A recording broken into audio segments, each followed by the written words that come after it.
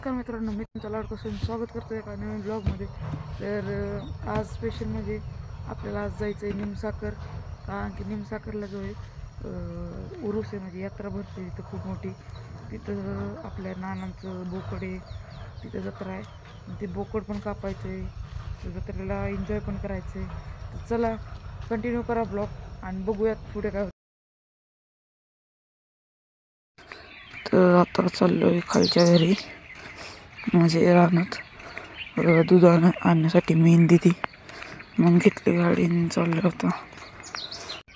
तुम्ही म्हणत असाल ब्लॉग हे वगैरे खूप उशिरा येतात, तर काय होतं माहिती आहे का मित्रांनो, मला एडिटिंगला याला वेळच पुरत नाही. कारण की माझ्या अभ्यासाने मला पण वेळ पुरत नाही, टाईमच भेटत नाही. त्यामुळं कधी कधी येते. हा ब्लॉग खूप दिवस झाला शूट केला होता, आत्ता एडिट करून अपलोड करणार आहे हाच.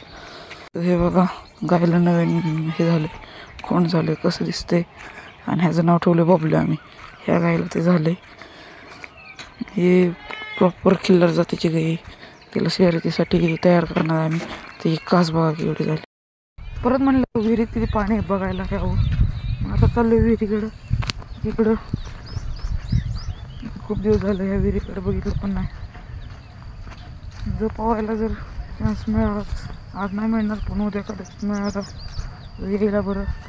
चला, तर हे अशा प्रकारे आपण जायचं आहे. हे आपलं रान आहे, हे सुन्ना नाह्यांचं रान आहे, हे कुन्ना नाह्यांचं रान आहे, त्या शेजारची कोणते सुन्ना नाह्यांचं रान आहे.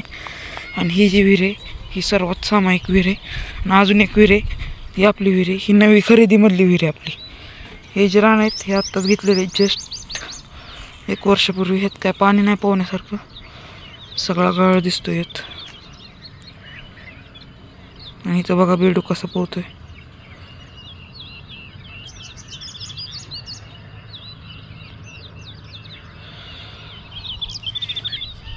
पोहण्यासारखं तर पाणी नाही आहे, म्हणजे आता दुसरी विहीर बघावं लागत पोहायसाठी.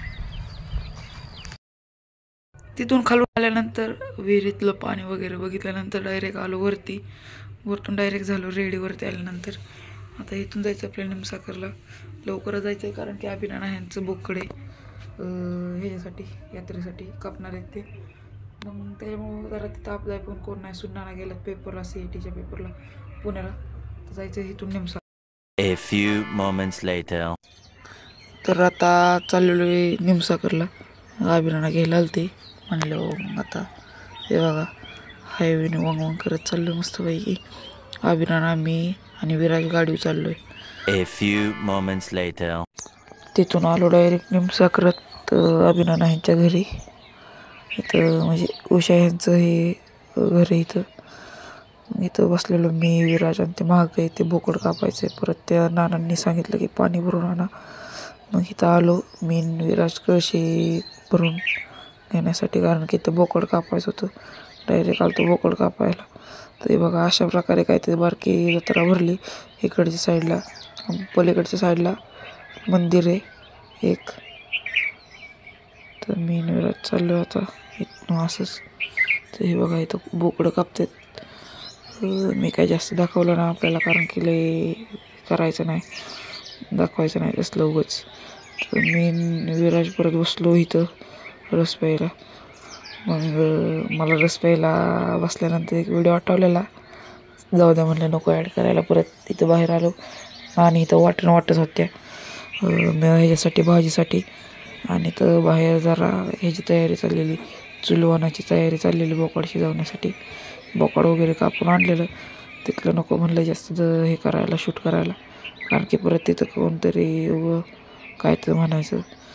मग इथं आलो, हे ठेवलो आचार्याने मस्तपैकी कडे बिडे. मग परत सगळ्या सण म्हणजे बसलेली भाकरी वगैरे करायला वाया. तर मग सगळी भाकरी वगैरे करत होती. म्हणलं तिथं काय आपलं काम नाही. परत मावडीसोबत म्हणलं थोडीफार चेष्टा वगैरे करावी. परत बसलो निवांत. आणि इतकं काळवंडलेलो नाही, एक तर लय उकडत होतं तिथं, आणि ऊन पण इतकं लागत होतं ना. हे आधीच काळवंडलेलं आहे, पण मी किती काळवंडलो काय माहीत. मग ते करणला आणि विघ्नाला पाठवलं, म्हणलं पेप्सी तरी आणि थोड्याफार खायला प्यायला. मग पेप्स्या खाऊन आलो उरसात. म्हणलं कसं काय भरलं आहे बघावं तरी. तर इथं काय असं प्रकारे भरलेलं आहे. इकडं सगळे मोठे पाळणे वगैरे होते. तर संध्याकाळी यायचं आहे. परत बसलो मग ज्यूस प्यायला. म्हणलं ज्यूस तर प्यावा, अभिनाना सांगतात तर. मग ज्यूस प्यायला आलो डायरेक्ट घरात. इथं जेवणं चालू होती. जरा वाढण्यात ह्याच्यात मदत केली. परत तिकडं मम्मी दिदी बसलेली जेवायला आणि इकडं विद्यार्थी बसणार होती. आणि परत पप्पा हे वगैरे यांना बसवलं जेवण्यासाठी. म्हणलं नको उशीर करायला. मग आम्ही पण घेणार होतो जेवण नंतर. ही सगळी बसलेली जेवायला कुन्हाना वगैरे. मग आलो उरसात डायरेक्ट जेवण वगैरे करून संध्याकाळी. तर हे बघा असा काय प्रकारे भरतो. ही जत्रा आहे पण इकडं उरूस म्हणतात ह्या जत्रेला फक्त उरूस म्हणतात. बाकीच्यांना जत्रेला जत्राच म्हणतात. मग जेंगी वगैरे बसलेले आहेत. ते पोरगं बघा काय करते, मला खुन्नच दाखवतंय लय.